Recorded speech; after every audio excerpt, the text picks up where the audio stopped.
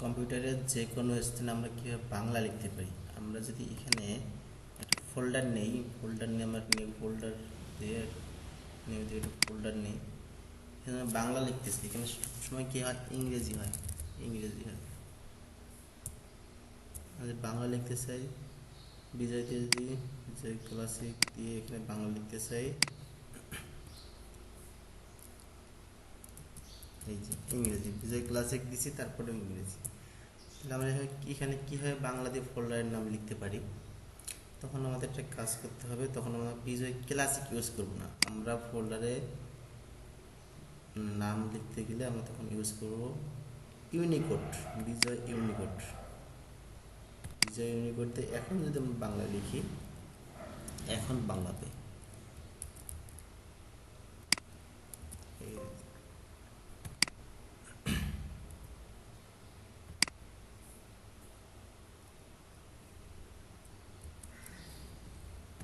এখন বাংলা হয়েছে।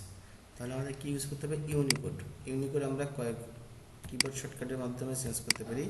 এখান থেকে আমরা মাউস ক্লিক করে ইউনিকোড দিতে পারি, অথবা এখানে থাকা অবস্থায় কিবোর্ড থেকে কন্ট্রোল অল্টার ভি যদি চাপি তাহলে ইংরেজি থাকবে আগে, আবার কন্ট্রোল অল্টার ভি চাপি তাহলে আবার ইউনিকোড হবে। সেমভাবে আমরা যদি অনলাইনে কোনো কিছু লিখতে চাই, যেমন ব্রাউজারে আসলাম, ক্রোম ব্রাউজারে, এখানে যদি আমি কিছু লিখতে চাই, এখানে যদি ইংরেজি থাকে অবস্থা কিছু লিখতে চাই, এখানে হবে না, বাংলা হবে। বাংলা না, ইংলিশ হচ্ছে। এখানে বিজয় ক্লাসিক দেই, লিখতে চাই, তারপরেও ইংরেজি আসছে। তাহলে আমরা অনলাইনে যদি কোনো কিছু লিখতে চাই বাংলায়, তখন আমাদের কি ইউজ করা লাগবে, বিজয় ইউনিকোড। ইউনিকোড অনলাইনের ক্ষেত্রে ইউনিকোড ইউজ করা হবে। এই তাহলে দুইটা আমরা বিজয় কীভাবে বাংলা লেখার জন্য আমরা কি দুইটা সফটওয়্যার ইউজ করি, একটা বিজয় 52 বা বিজয় 21, আর একটা কি অভ্র।